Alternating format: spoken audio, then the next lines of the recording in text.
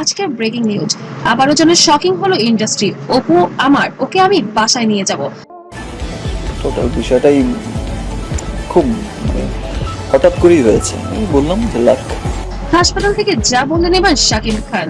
হ্যাঁ বন্ধুরা, থামুন এই মুহূর্তে, এই ভিডিওটা স্কিপ একদমই করবেন না, কারণ যা বলতে যাচ্ছি শুনলে আপনার চোখেও পানি চলে আসবে। হাসপাতালের বেডে শুয়ে অপু বিশ্বাসকে দেখে শাকিব খান আমার কাছে স্পেশাল মানুষ আব্রামের বাবা শাকিব খান, তো তার জন্য রান্নাটা করা হয়েছিল। উনি এসেছেন, খেয়েছেন, আমরা ঘুরতে। এমন একটা কথা বললেন যা শুনে গোটা ঢালিউড আজ স্তব্ধ। অপু বিশ্বাসকে নিয়ে শাকিবের এই বক্তব্য এখন ভাইরাল।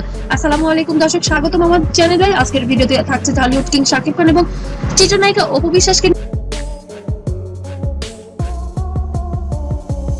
নিয়ে এক চাঞ্চল্যকর আপডেট। ভিডিওটি শুরু করার আগে চ্যানেলটিকে অবশ্যই সাবস্ক্রাইব করে বেল আইকনটি বাজিয়ে দিন, যাতে এমন গরম খবর সবার আগে আপনিই পান। দর্শক, আপনারা সবাই জানেন শাকিব খান এবং অপু বিশ্বাস দীর্ঘ 9 বছর গোপন সংসার করেছেন। তাদের রয়েছে ফুটফুটে ছেলে আব্রাহাম খান জয়, কিন্তু একসময় তাদের সম্পর্কে ফাটল ধরে এবং বিচ্ছেদের গুঞ্জনও ওঠে। কিন্তু ভাগ্যের কি খেলা দেখুন, সম্প্রতি শাকিব খান লিভার জটিলতায় আক্রান্ত হয়ে ঢাকা একটি হাসপাতালে ভর্তি হন। খবর পেয়ে ছুটে যান অপু বিশ্বাস।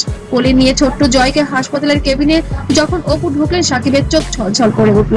ছেলে জয় দৌড়ে গিয়ে বাবার বুকে ঝাঁপিয়ে পড়লো। এরপরে ঘটলো সে কিছু আসলে বলতে চাই না, কারণ ব্যক্তিগত ব্যাপারগুলো এমন ভাবে বলা হয়েছে, সেটা অনেক সময় ভালো মন্দ দুদিক থেকেই আসলে ঘটনা, যা এখন পুরো দেশকে জানাতে চাইছে।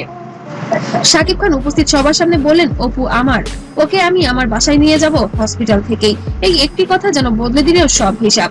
9 বছরের অভিমান, দূরত্ব, ভুল বোঝাবুঝি সব এক নিমিষেই মুছে গেল।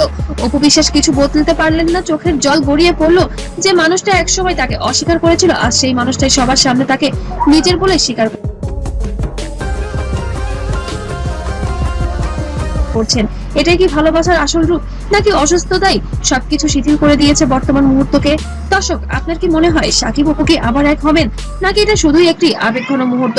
কমেন্টে লিখুন আপনার মতামত। আর ভিডিওটি ভালো লাগলে অবশ্যই লাইক, কমেন্ট, শেয়ার করবেন এবং বন্ধুদের সাথেও বেশি বেশি শেয়ার করবেন।